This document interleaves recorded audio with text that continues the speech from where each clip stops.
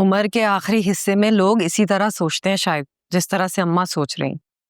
दुआ को रुखसती के बाद वो। अरे भाई मुझे तो ये बात समझ में नहीं आ रही कि अगर दुआ अपने माँ बाप के घर से रुखसत हो जाती तो क्या खाला जान के बेटे की रूह को तकलीफ पहुंचती?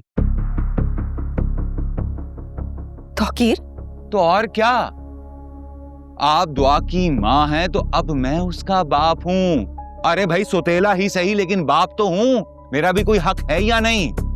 लेकिन मुझसे तो किसी ने मशवरा करना तक मुनासिब नहीं समझा। अरे भाई सबसे ज्यादा अहमियत तो आहद और उसकी माँ की थी।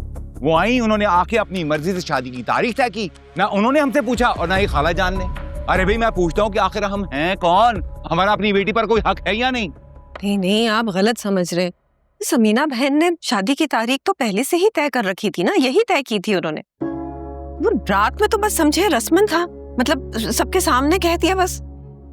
अच्छा, यानी कि सब कुछ पहले से ही तय था। हमसे तो ना किसी ने पूछा और ना ही किसी ने बताया। यानी कि मैं ना 3 में हूं ना 13 में। हाँ, मुझे तो ये बात समझ में नहीं आ रही कि रात को मैं वहां पर था ही क्यों? दुआ की वजह से। बहुत मान है उसको आपने, दिल से उसने आपको अपना बाप तस्लीम किया। अरे भाई दुआ की बात नहीं है, वो तो मेरे दिल का टुकड़ा है, मुझे अपनी जान से ज्यादा अजीज है।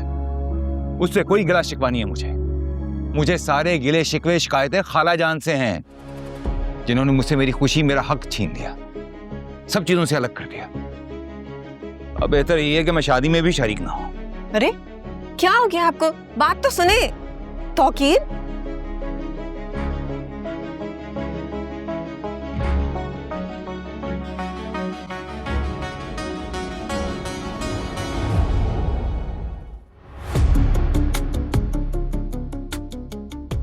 साला मैं चाहता नहीं था कि हालात इस जगह पर आ जाएं, लेकिन खाला आपने मुझे मजबूर कर दिया है।